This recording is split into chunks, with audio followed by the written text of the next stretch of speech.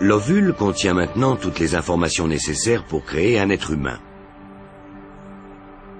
Mais il lui faut encore d'autres éléments, c'est-à-dire d'autres cellules, pour permettre le développement des bras, des jambes et du cerveau.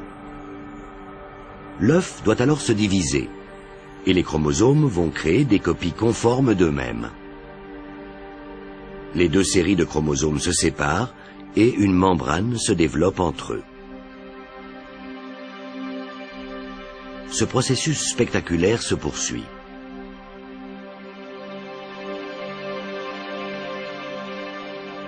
L'œuf poursuit son chemin dans les trompes de Fallope en se divisant 2 fois par jour.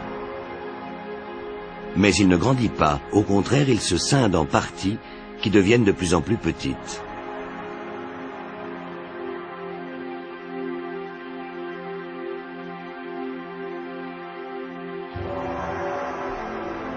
L'œuf fertilisé est désormais constitué par des centaines de cellules qui vont s'organiser entre elles pour développer un nouvel être humain.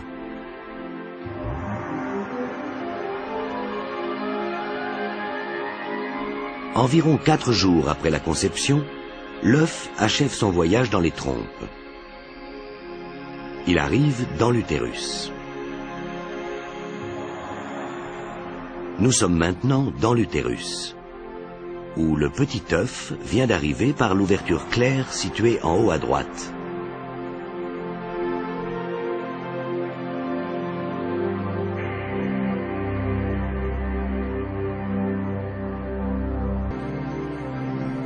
Pendant plusieurs jours, le petit groupe de cellules va alors chercher un endroit convenable pour se poser sur le revêtement de l'utérus, où se trouvent les éléments nutritifs.